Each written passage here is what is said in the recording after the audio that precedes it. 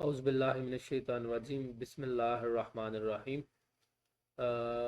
Students, next lecture हमारे पास smart syllabus की revision वाला जो है वो टेम्परेचर स्केल पे नोट लिखना है। ये भी लॉन्ग क्वेश्चन में पूछा जा सकता है, तीनों टेम्परेचर स्केल आप लोगों ने कैसे बताने।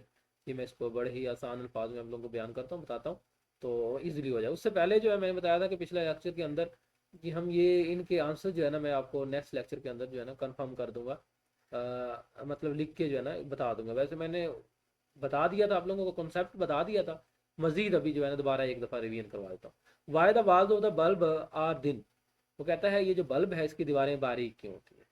ठीक है, इसका आंसर ये देखें, the valve of the thermometer bulb are made thin to allow rapid heat transfer between the substance being measured and the liquid inside. वो कहता है कि जो जो थर्मामीटर की दीवारें हैं ये बारीक क्यों होती हैं, ताकि हमारे पास रैप्ड हीट ट्रांसफर, हीट जो है ट्रांसफर जल्दी ट्रांसफर हो। हीट मतलब हमारा टेम्परेचर इजीली चेकअप हो, और being required and liquid inside, उसके अंदर जो इनसाइड लिक्विड है उस पर हमारा असर हो टेम्परेचर का फौरी तौर पर। The design enables the thermometer respond quickly. ठीक है, ये भी आंसर लिख सकते हैं, this design enables the thermometer to respond quickly. ये जो नहीं तैयार कर सकते पूरा, वो सिर्फ यही हाफ लाइन ये इतना करके लिख दें फिर भी काफ़ी है।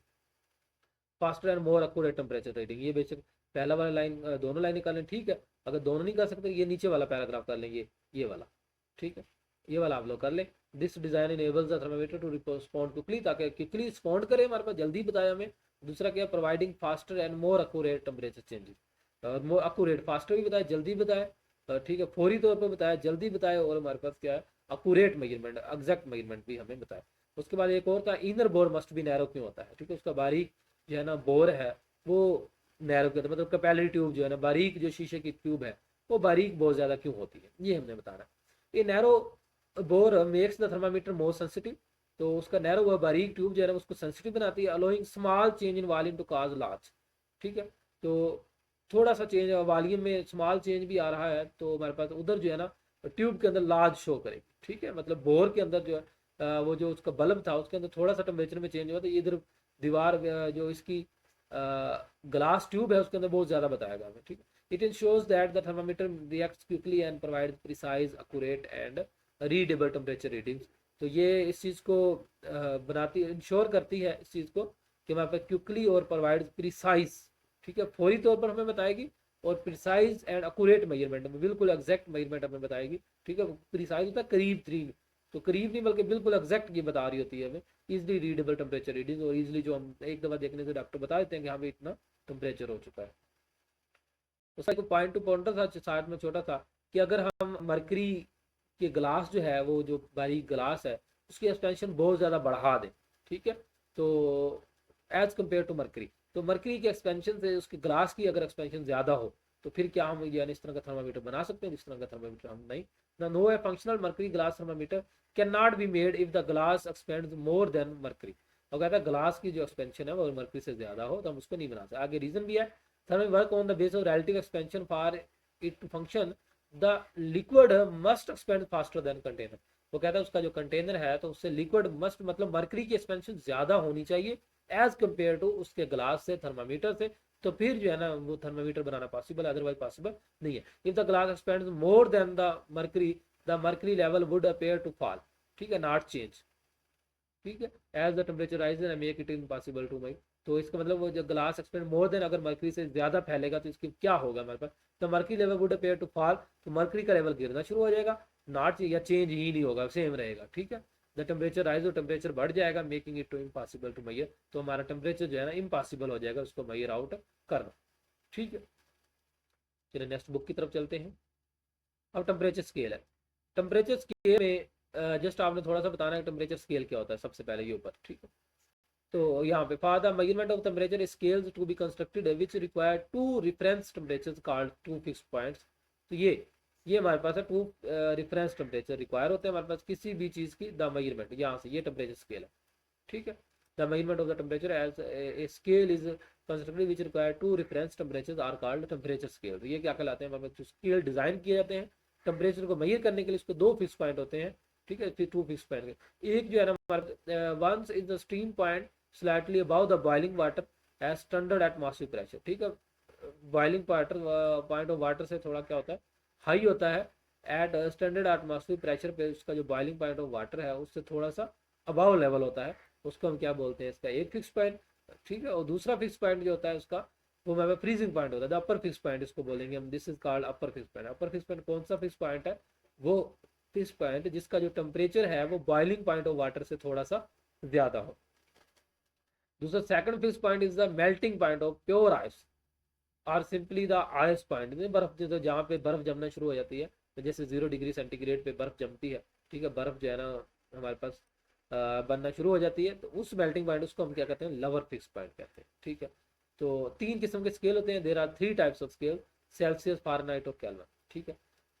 अब मैं एक की डेफिनेशन करवाऊंगा, एक से मैंने ये सारी तीनों डेफिनेशन आप लोगों को करवानी है, ठीक है। अब ये सबसे पहले मैं आपको डिफरेंस समझाता, चलो इधर इसको साइड पे कर दें। ये देखिए हमारे पास, इसको थोड़ा सा शॉर्ट कर लेते हैं ताकि इजीली ना स्क्रीन पे तीनों नजर आए, ठीक। अब देखिए ये तीनों नजर आ रहे हैं। अब इधर देखिए हमारे पास ये जो सेंटीग्रेड स्केल है वो 0 से शुरू हो रहा है, कहाँ से, 0 से शुरू हो रहा है 100 से, ठीक है। तो 0 से 1 2 3 4 5 6 7 8 9 10 11 12 ये 100 तक जा रहा है, कहाँ तक जा रहा है, 1 2 3 4 5 6 7 8 9 100 तक जा रहा है, ठीक है। इसका मतलब 0 से 100 तक जा रहा है, 0 से 100 तक जा रहा है, इसमें 100 नंबर ऑफ डिविजन है, ठीक है। ये 273 से 373 तक जा रहा है, ये कैल्विन स्केल है। 273 से 373 तक जा रहा है, 273 से 373 तक जा रहा है, ठीक है। इसको स्टीम पॉइंट बोलेंगे, इसका जो अपर फिक्स पॉइंट है, और लोअर फिक्स पॉइंट को इसको हम आइस पॉइंट बोलेंगे, ठीक है। लोअर को आइस पॉइंट और अपर को स्टीम पॉइंट। अब ये 273 है, 273 है, इधर 373 है, तो 373 में से 273 माइनस कर दे, सब्ट्रैक्ट कर दे, तो हमारे पास बचेगा 100। कितना बचेगा, ये 100 बच जाएगा, क्लियर है। अब 100 बच जाएगा, इसका मतलब इसमें भी 100 डिवीजन है। इसके बाद ये 32 से फारेनहाइट वाला 32 लोअर फिक्स पॉइंट है, इसका आइस पॉइंट, और stream point higher fix point ये है ना 212 है फारेनहाइट, ठीक है। तो ये इसका हायर फिक्स पॉइंट है, ये इसका लोअर फिक्स पॉइंट है। तो इसमें देखें 212 में से 212 में से 32 माइनस करेंगे तो हमारे पास 180 आएगा। कितना आएगा, 180, ठीक है, 180 आ जाएगा, 180 आ जाएगा, ठीक है। इसका मतलब इसमें 180 नंबर ऑफ क्या होंगे, डिवीजन होंगे।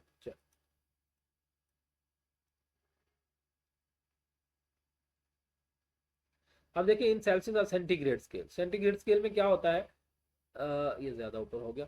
The numerical value is assign to lower end fixed, lower क्या होगी 0 और अपर हमारे पास जो हायर होगी वो 100 होगी। ये लोअर क्या है 0, ठीक है, ये देखो लोअर 0 और अपर क्या है 100, ठीक है। As the difference between value 100 these values is 100, वो कहते हैं 100 में से डिफरेंस निकालो 0 का, तो 100 माइनस 0 करो तो 100 ही आएगा। तो इसका मतलब इसमें जो है ना कितने पार्ट्स होंगे, 100 पार्ट्स हैं, कितने, is divided into 100 equal parts, और एक पार्ट को हम 1 डिग्री कहते हैं, एक पार्ट को हम 1 सेंटीग्रेड कहते हैं। इसी तरह आपने बताना है कैल्विन में कि इसका लोअर फिक्स पॉइंट क्या होता है, इसी एक ही डेफिनेशन तैयार कर लें ये वाली, इसी से तीनों बना सकते हैं आप लोग, कि इसका लोअर फिक्स पॉइंट 273 है, अपर फिक्स पॉइंट क्या है 373 है, दोनों के दरमियान जो डिफरेंस है वो 100 है, इसका मतलब इसके 100 पार्ट्स हैं, और एक पार्ट को हम 1 कैल्विन कहेंगे। इसी तरह इसमें इसका लोअर फिक्स पॉइंट क्या होता है 32, अब हायर फिक्स पॉइंट क्या होता है 212, दोनों के दरमियान difference between two readings is है 180, इसका मतलब इसकी डिवीजन कितनी है 180, इसका मतलब एक डिवीजन को हम क्या कहेंगे, एक पार्ट को हम क्या कहेंगे 180 का नाम दे देंगे, क्लियर। चलिए नेक्स्ट चलते हैं। उसके बाद एब्सोल्यूट जीरो की डेफिनेशन वो यहाँ से आप लोगों ने करनी है, the zero point of this scale is the temperature at which the molecule, ये जीरो पॉइंट ऑफ इस टेम्परेचर कैल्विन स्केल का, कैल्विन टेम्परेचर का जो जीरो पॉइंट होता है, ठीक है, वो बेसिकली क्या है, the temperature at which the molecule the substance cease to move, जहाँ से इसके जो मॉलिक्यूल है मूव करना रुक जाते हैं, ठीक है, स्टॉप कर, सीज होता है स्टॉप कर जाना, रुक जाते हैं। देर कैनेटिक एनर्जी बिकम जीरो, उस वक्त उनकी कैनेटिक एनर्जी क्या होती है, मतलब जब जो है ना मूव स्टॉप करना, मूव करना ही उन्होंने बंद कर दिया, ठीक है, वो पॉइंट जिस पे जाके मॉलिक्यूल्स ने मूव करना बंद कर दिया, वो हरकत नहीं कर रहे, मूव नहीं कर रहे, एक जगह से दूसरी जगह नहीं जा रहे, ठीक है, इसका मतलब उनकी कैनेटिक एनर्जी जीरो होगी। आपको पता है कैनेटिक एनर्जी मोशन की वजह से होती है, जब तक बॉडी मूव कर रही थी कैनेटिक एनर्जी थी, जब वो सीज स्टॉप हो गए, सीज का मतलब मैंने बताया आप लोगों को क्या होता है, मैं इधर लिख देता हूँ, इस सीज का मतलब होता है स्टॉप, ठीक है, मूव करना रोक गए हैं, स्टॉप कर दिया उन्होंने, तो उनकी किनेटिक एनर्जी जीरो होगी, इसको कहते हैं हम एब्सोल्यूट जीरो का नाम देते हैं, ठीक है, जो -273.15 सेंटीग्रेड के बराबर होता है, केल्विन सेंटीग्रेड में इतना होता है हमारे पास, और हमारे पास या सिंपली हम इसको 270 सेंटीग्रेड भी कह सकते हैं, clear. Absolute zero is the lowest possible temperature ever to be in the whole universe, universe इस कायनात के अंदर सबसे जो एब्सोल्यूट जीरो जो है ना, सबसे पॉसिबल मुमकिन जो टेम्परेचर है, सबसे लोवेस्ट टेम्परेचर है the matter does not exist below the absolute zero temperature, इस टेम्परेचर से नीचे हमारे पास जो है ना मैटर मादा एग्जिस्ट ही नहीं करता। ठीक है, चलिए नेक्स्ट चलते हैं। हमारे पास देखिए कन्वर्जन ऑफ टेम्परेचर है, a one scale to another scale. अब पहली कन्वर्जन क्या है, सेल्सियस से फारेनहाइट के अंदर जाना है, हमने सेल्सियस से फारेनहाइट के अंदर जाना है। तो ये टी एफ इज इक्वल 9 और 5 टी सी प्लस 32, 9 और 5 टी सी प्लस 32। उसके बाद फारेनहाइट टू सेल्सियस है, टी सी इक्वल ये उल्टा हो जाएगा 9 और 5, 5 और 9, लेकिन ब्रैकेट लगाएंगे, इधर हमने ब्रैकेट लगाई है, ये देखें। तो पहले आपने इधर आप लोगों ने पहले क्या करना है, मल्टीप्लाई करके फिर डिवाइड करना है, फिर प्लस करना है। इधर आप लोगों ने पहले क्या करना है, ये सब्ट्रैक्ट करना है, माइनस करना है, फिर मल्टीप्लाई करना है, फिर डिवाइड करना है। ये थोड़ा सा डिफरेंस है इन दोनों में। ठीक है, उसके बाद कैल्विन में अगर आप लोगों ने कैल्विन से सेल्सियस में जाना है, ठीक है, ये फारेनहाइट से सेल्सियस था, ये कैल्विन से अगर सेल्सियस में जाना है तो बिटवीन रिलेशनशिप बिटवीन, मतलब आपने ये सेल्सियस दिया होगा सेंटीग्रेड, तो आपने कैल्विन में जाना है, मैंने उल्टा बोल दिया। सेल्सियस से हमने जाना है कैल्विन, कैल्विन के अंदर अगर हमने टेम्परेचर मालूम करना, सिंपल 273 प्लस कर देना। ठीक है, मिसाल के तौर पर ये 30 सेंटीग्रेड दिया हुआ आपके नीचे मिसाल में, इसमें हमने 273 प्लस कर देना है। ये देखें टी सी 30 में 273 प्लस किया तो ये 303 कैल्विन, 303 कैल्विन आ चुका है, ये कैल्विन में चेंज हो गया। उसके बाद ये सेंटीग्रेड से हमने फारेनहाइट में जाना था, तो ये पहला फार्मूला लगाएंगे 9 और 5 वाला, तो 9 और 5 T C plus 32, T C की जब हम 30 पुट कर देंगे तो इसको हम क्या करेंगे, 30 को 9 से मल्टीप्लाई करेंगे, 5 से डिवाइड करेंगे, जो आंसर आएगा उसको 32 प्लस करेंगे तो 86 फारेनहाइट हमारे पास क्या आ जाएगा, टेम्परेचर आ जाएगा। तो चले यहीं तक कर ले, ओके, अल्लाह हाफिज़।